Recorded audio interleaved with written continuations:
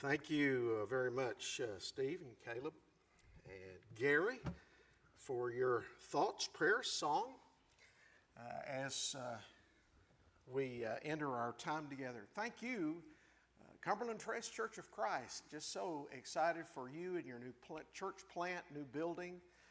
It's an exciting time in the life of this congregation, and we wish you all the very, very best here, that the Lord's work will grow and will continue to advance in wonderful, wonderful ways. Well, I'm here to talk to you this afternoon about history. I was talking to my congregation last Sunday night, and I said, folks, they've got me as a keynote speaker. And they go, wow. And I said, it's right after lunch, and they want me to talk about history. So go ahead and find you a comfortable place. You can spread out, and let's talk a little bit about history. So, all right. So, back in World War II, the Allied forces were in a process of trying to overcome the evils that Hitler was bringing into the world, Mussolini and all his cohorts. And so in that time, I don't know if you realize this or not, but the United States of America produced 300,000 aircrafts. 300,000. In fact, altogether, the Allied forces produced 400,000. You know how many they lost? Over the years of World War II, you know how many they lost? They lost over 105,000 aircrafts. So, around 1942, the U.S. Air Corps, previous to the Air Force, they determined that they were going to have to work a little harder to prepare their pilots for the activity of piloting these planes.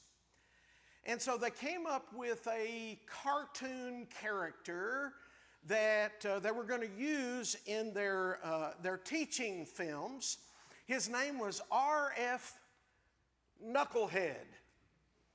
So R.F. Knucklehead was born in an airfield out in Texas. In fact, it was Randolph Field, Texas. And immediately the message was sent across the nation. And so a lot of newspapers picked it up. And so this cartoon character made the news, made front page to a lot of places. And so I have one of the Kansas City papers, September 25th, 1941. And it says, Randolph Field, Texas, September 24th, Aviation Cadet R.F. Knucklehead, the mental mess, now has a very important job with the Army Air Corps.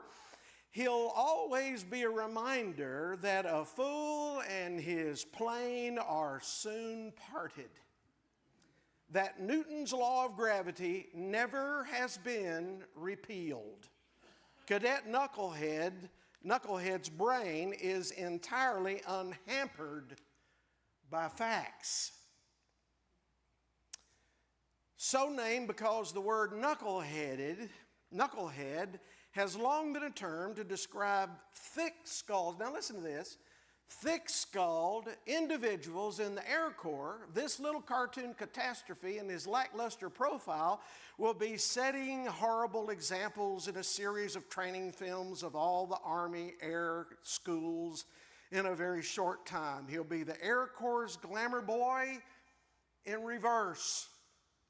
Naturally, Knucklehead's mass annihilation of himself is expected to go a long way in demonstrating to other aviation cadets just how extreme carelessness can turn Air Corps to Air Corpse. So with that in mind, Let's think about Ahaz. I call Ahaz a real knucklehead. And I say that respectfully of the Scriptures, but in reality, what we see in individuals when they make determination to do things their own way. As I was reading and preparing for this lesson, I can't tell you the times that I would read something about Ahaz and I would go, what a knucklehead. And you're going to see that as you look through this lesson this morning. So I'm actually juggling about 3 different resources. I'm looking at, and my responsibility is to talk about Judah's chaotic and confusing political setting. I'm going to be looking at Isaiah chapter 7 through 12, but I'm also going to be bringing in, we're going to start in 2 Kings chapter 16. So if you have your Bibles, turn to 2 Kings chapter 16. I'm also going to make reference to some things that were later said by Josephus. Now, Josephus was a first century historian that Vespasian had hired to record the events surrounding the fall of Jerusalem around AD 70. But he also wrote what's been called the Antiquities of the Jews, and he has a section on Ahaz. And one of the things you'll find out is that he doesn't use the word, but he pretty well thinks Ahaz is a knucklehead. And so we're going to notice that as we go through some of the things, and you're going to, as you see, you're going to just ask yourself some of the same questions. So let's begin. I think really it's best to begin in chapter 15 during the life of his father Jotham. It says in those days, this is something I want you to remember, in those days the Lord began to send Rezin, the king of Syria, and Pekah the son of Remaliah against Judah. One of the things I want you to remember as we look at this passage is that God is in control. God's doing this. God's bringing this about.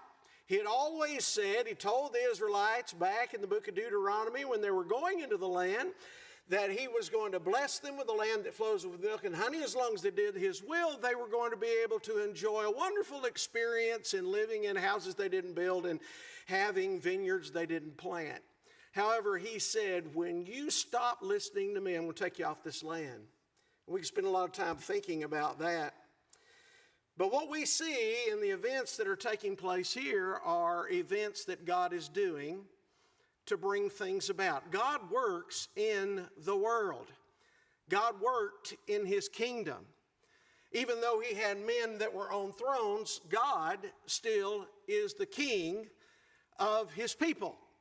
And so therefore his will must be done in all things. And so introduce our subject. There in chapter 16 verse 1, he says, in the 17th year of Pekah the son of Remaliah, Ahaz the son of Jotham, king of Judah, began to reign. Ahaz was 20 years old when he began to reign. And he reigned 16 years in Jerusalem. And he did, and this is where I usually hesitate, it's almost like when you're reading through Kings and Chronicles and it introduces a king, it's almost like, and he did, and you kind of catch your breath and you kind of hope the next word, or the next words is that which is good. Ahaz doesn't get the benefit of that. And he did not what was right. He did not do what was right in the eyes of the Lord his God, as his father David had done. But he walked in the ways of the kings of Israel. Now brace yourself. He even burned his son as an offering. What a knucklehead. According to the despicable practices of the nations whom the Lord drove out of the people before the people of Israel. And he sacrificed and he made offerings on the high places and on the hills and under every green tree. The man made bad choices and did terrible things. Now it's the events that lead into verse 5 that Isaiah is going to pick up in Isaiah chapter 7, verse 1. I'll go ahead and read verse 5. It says, Then Rezin, king of Syria, and Pekah the son of Remaliah, king of Israel, came to wage war on Jerusalem, and they besieged Ahaz, but could not conquer him. Now with that, flip over to Isaiah chapter 7 and pick up where Isaiah is called to go. Now, we had a powerful lesson a few moments ago from Harp on Isaiah chapter 6, and I understand he spent the better part of the night last night putting that together. And what a powerful thing. But one of the things that jumps out to me in reading what's about to take place is the fact that when Isaiah said, Here am I, send me, he had no idea just what was in store for him. Because the Bible begins in chapter 7, verse 1, and says, In the days of Ahaz, the son of Jotham, the son of Uzziah, king of Judah, Rezin, the king of Syria, and Pekah, the son of Remaliah, the king of Israel, came up to Jerusalem to wage war against it, but could not yet mount an attack against it. When the house of David was told, Syria is in league with Ephraim, the heart of Ahaz and the people shook as the trees of the forest shake before the wind. And the Lord said to Isaiah, Go to meet Ahaz, you and Shear-Jashub, your son, at the end of the conduit of the upper pool of the highway to the washer's field, and say to him, Be careful, be quiet, do not fear, and do not let your heart faint because of these two smoldering stumps of firebrands at the fierce anger of Rezin and Syria and the son of Remaliah, that would be Pekah. Because Syria with Ephraim, the son of Remaliah, has devised evil against you, saying, Let us go against Judah and terrify it, and let us conquer it ourselves and set up Tabeel as king in the midst of it. And so from there, God says there in verse 8, now this is some things that are going to take place later on. It's going to be several years. Verse 8, he says that within 65 years, Ephraim will be shattered from being a people, and the head of Ephraim is Samaria, and so on and so forth. I love the point he makes in verse 9. If you're not firm in faith, you will not be firm at all. So God gives Ahaz this wonderful blessing of being reminded, hey, you're not alone. Now, when I look back and see about the kind of things that Ahaz did in his life, I don't know when he offered his son as a sacrifice. I don't know if it was before this or he did that later on. 2 Kings 16 tends to be some of a summary on his life. So we don't know kind of how the events actually went. He probably did this later. I would suggest that he did it later because he's just that way. So he gets, I think he gets firm from this. Now, this is where Josephus kind of picks up and talks about him. And as I said, Josephus doesn't think too highly of him at all. In fact, in the Antiquities, Book 2, Chapter 9, the quatrains 247 to 248, he says this. He said, Ahaz gets the idea that he can beat Rezin. And so he sends his army to fight, and because God is angry with him, Rezin slays 120,000 of his men that day. Now, the Bible doesn't record that. Takes Ahaz's general, Elkanah, into captivity, also women and children out of Benjamin, and plenty of the prey, and took them into captivity in Syria. Obed the prophet gets them to let the women and the children go. Now, again, this is a first century rendition of the stories that were told down through the years about all these people in the past. And the story that was told about Ahaz is he's pretty much a knucklehead. It's some of the things that he did. So God comes along to him back here in chapter 7, and he says, I want you to be firm in your faith. I don't know how he interpreted that, but somehow, some way, he got it in his mind. If what Josephus has said is true, he gets it in his mind that he can actually do this. And so he picks a fight or meets them in the battle. And it says that Rezin, king of Syria, and Pekah, the son of Remaliah, king of Israel, came to war. Verse 5, came up to wage war on Jerusalem. They besieged Ahaz, but could not conquer him. Now, it's interesting that Josephus actually says the reason they weren't able to conquer Jerusalem was because of the walls. And again, the scripture doesn't endorse that idea. But so Ahaz is not ready. He's not prepared. And he thinks he can take him.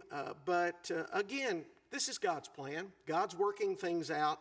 And the process is ultimately going to bring about woe to Israel in a powerful way. So go back to Isaiah chapter 7 and verse 10. Again, the Lord spoke to Ahaz. Folks, that's such a gift. Don't miss the gift. Ask a sign of the Lord your God. Let it be as deep as Sheol and as high as heaven.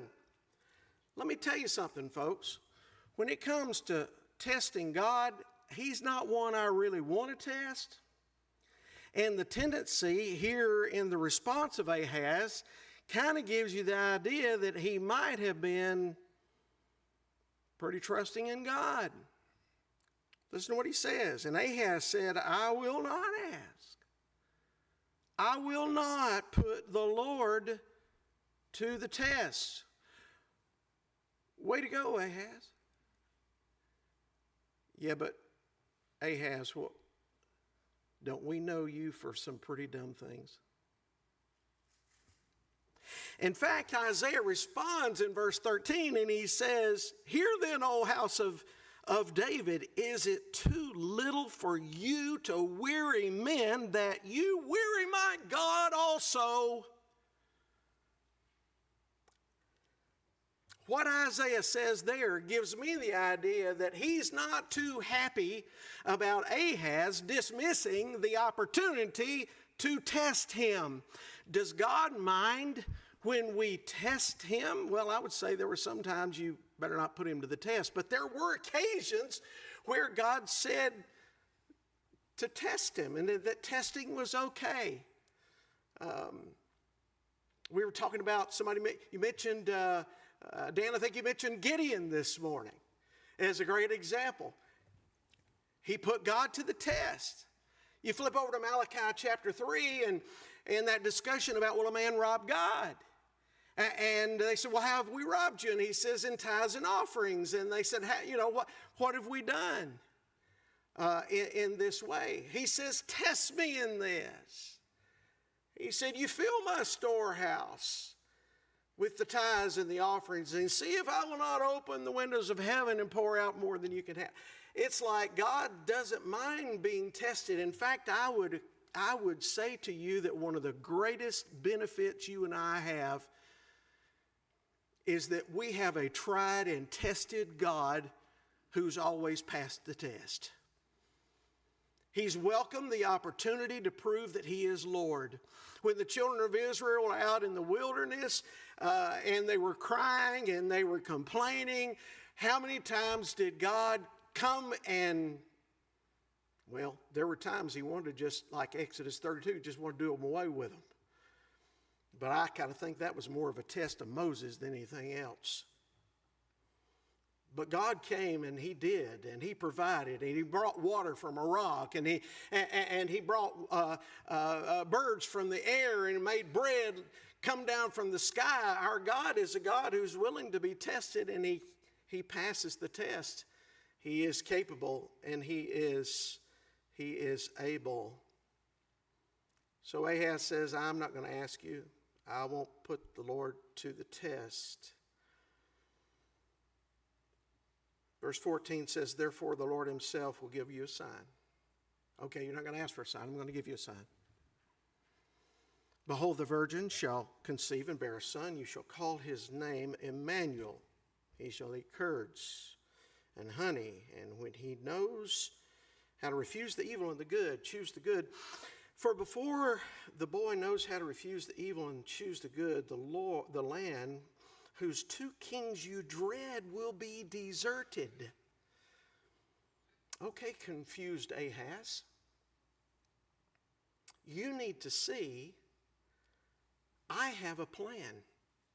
You need to see that I am here and that I am active and I am involved. Now, some other brethren have done really masterful jobs. Dan's lesson this morning, verse 14, was just fantastic. And so I think a lot of times we do focus a lot on who the virgin was and who the virgin's son was, and was it Hezekiah or was it was it Israel? He tells us in the verse who it is. He's Emmanuel. He is God. He is God who is with us. It was not giving birth so much to a new person. It was giving birth to a new idea. Something that had long been forgotten by Israel and by Judah. Now, maybe there was a child that came along.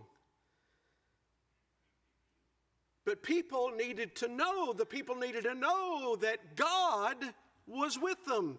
If you go over to verse 10, he explains, take counsel together, but it will come to nothing. Speak a word, but it will not stand, for Emmanuel. God is with us. God is watching over us. God is providing for us. Now hold your finger there in Isaiah chapter 7. And look back at 2 Kings in verse 16. Now this advice, God's giving you a sign. Here's the sign. I'm here. I'm with you. Ahaz says, oh. I think I sent an email to Tiglath-Pileser. What? You must be a knucklehead. But sure enough, he sends messengers to Tiglath-Pileser of Assyria, and he said, I'm your servant. I'm your son. Come up and rescue me from the hand of the king of Syria and from the hand of the king of Israel who are attacking me. Stop there just a minute.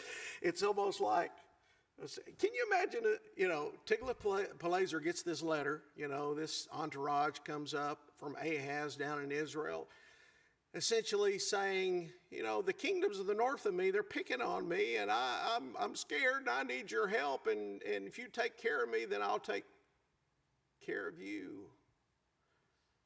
So it's like Tiglath-Pileser says, okay, send me all you got.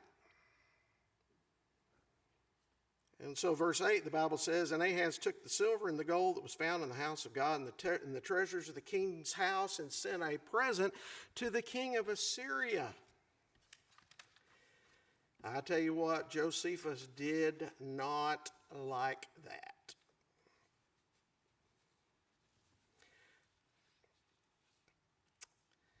He says in quatrain 255 to 257 of Ahaz, "Now this king was so sottish and thoughtless."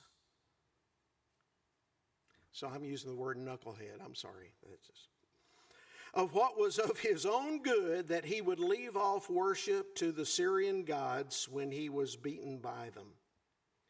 But he went on in worshiping them as though they would procure him the victory. And when he was beaten again, began to honor the gods of the Assyrians, and he seemed more desirous to honor any other god than his own paternal and true God, whose anger was the cause of his defeat." If you follow back in 2 Kings chapter 16, what happens, Tiglath-Pileser does come and he does beat Damascus. He took it in verse 9, carried the people off into Kir and killed Rezin. It says that when King Ahaz went to Damascus to beat Tiglath-Pileser, king of Assyria, he saw the altar that was at Damascus, and King Ahaz sent to Uriah the priest a model of the altar and its pattern in all its details. Now, why would a man who has been told, "If you have faith in me, I'm going to take care of you. I'm with you. I will watch over you." And then all of a sudden, Tiglath-Pileser wins. Ahaz marches himself on up to Damascus. And he comes in there and his eyes are just ogling at all the things that he sees. And one of the things he sees is he sees this great sacrificing place there at Damascus that the Syrians worship. It's not an altar to the living God. It's an altar to their gods. And he thinks in his mind, that one's bigger than the one we got back in Jerusalem at the temple. I need me one of them. And so he draws out. You can just see him on a papyrus of some kind. He draws out the outline of the altar. He sends it back to Jerusalem to Uriah the priest, who built the altar. Sounds very Aaronic, doesn't it? He built the altar in accordance with all that King Ahaz had sent to some from Damascus. So Uriah the priest made it before before King Ahaz arrived in Damascus. And when the king came from Damascus, the king viewed the altar, and then the king drew near to the altar, and he went up on it. He burned his offerings. Anyway, he goes on, but then he offers offerings, but it's like he stands back and he says, this doesn't look right. Let's just move some altars around. Let's move my altar a little closer to the temple, and let's move God's altar, the brazen altar, over to the north side. Why keep the brazen altar? Well, he says at the end of verse 15, he says, "But the brazen altar shall be for me to inquire by." Have you ever thought about how some people have an understanding of God that has within the idea that, we can worship him on Sunday, but then when we get back in the car to go home, we can take him and put him back in our pocket or lay him on our dashboard and we can go back home and be ourselves. That's called compartmentalizing. You know what Ahaz was wanting to do? He was wanting to compartmentalize God. Here I can take God's altar and I can place it over here in case I need some information from him. But we're going to change our worship. It's no wonder that God was not very, very pleased. my time is getting away from me too quickly. I want to make some observation. Back in chapter 2, or of chapter 16 in verse 3.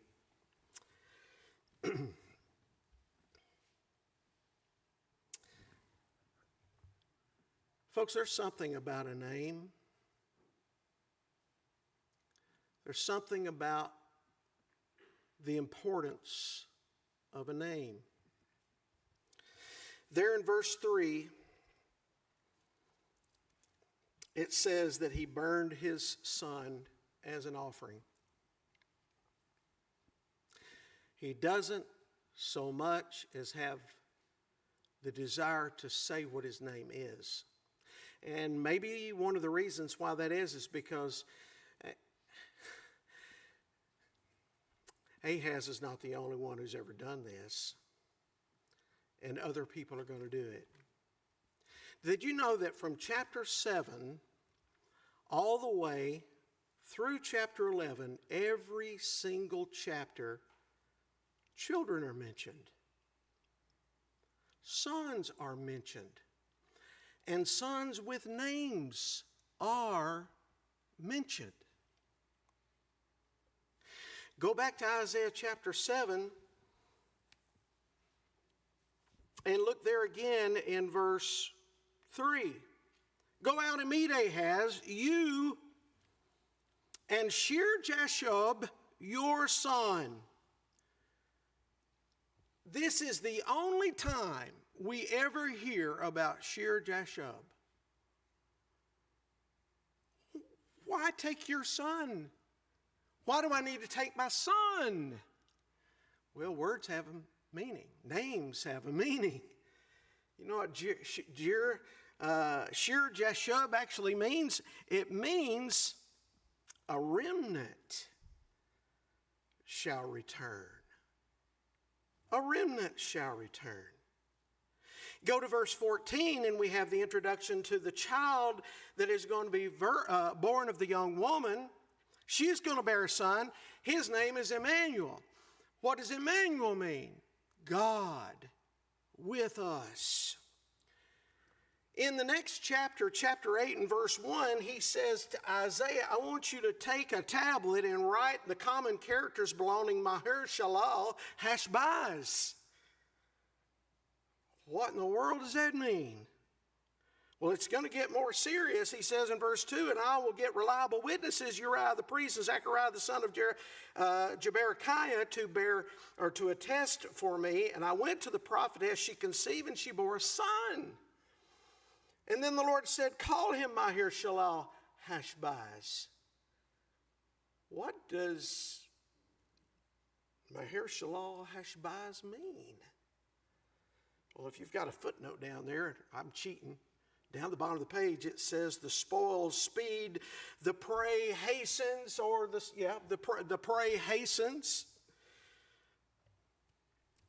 I want you to name your son something in the way of a message I'm wanting to send to Israel. Chapter 8 is about the Assyrians are coming. Get ready for the Assyrians to come. What's God saying?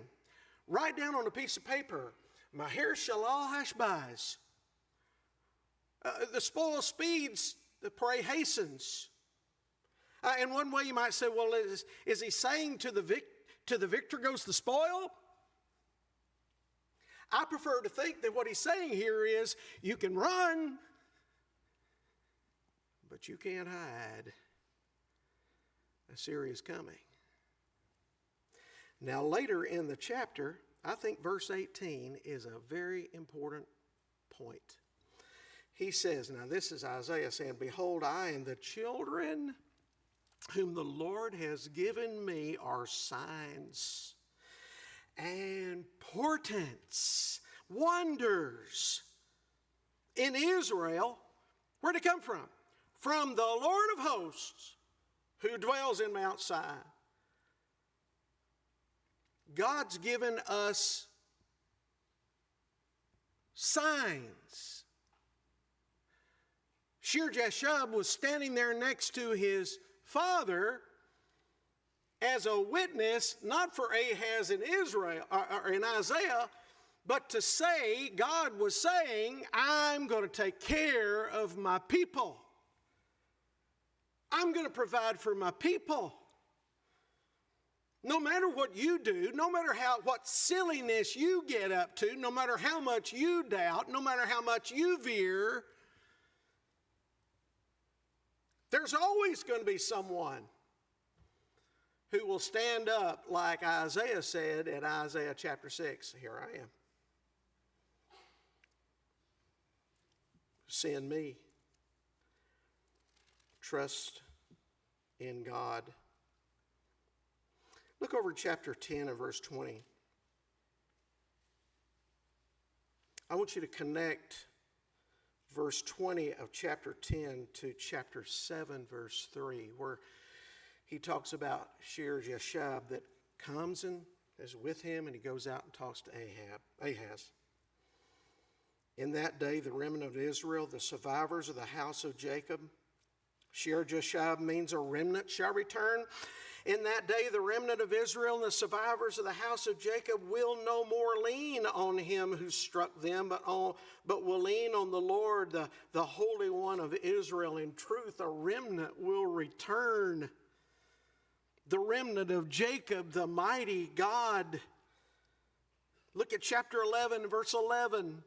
And in that day, the Lord will extend his hand yet a second time to recover the remnant that remains of his people from Assyria, from Egypt, from Pathros, from Cush, from Elam, from Shinar, from Hamath, and from the coastland of sea, all the return.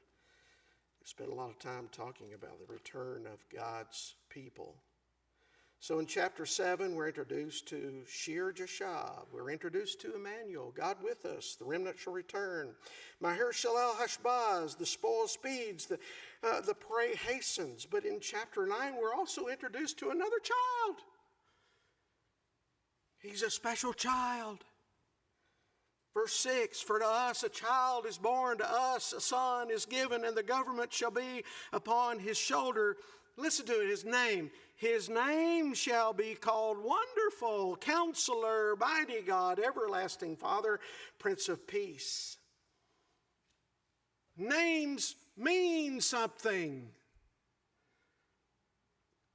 God's children's names mean something.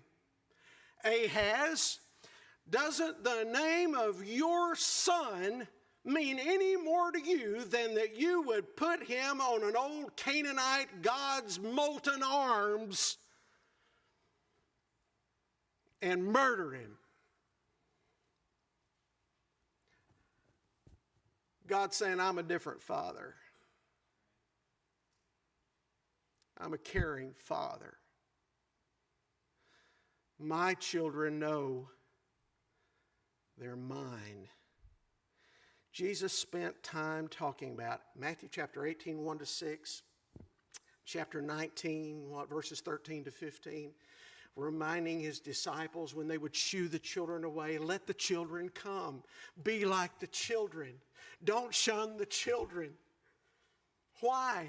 Because they are the ones to whom God can so influence to be different, can so influence to be better, can so influence to make the right decisions, to go in the right direction in life. Later in chapter 10, when he's talking about the destruction of the Syrians, man, read that passage where he talks, I'm punishing, the first part he says, I'm punishing Judah, I'm going to punish you, and I'm punishing Israel, but I haven't forgotten Assyria. Assyria is going to think, oh, look what I did, but he's going to say, his day's coming.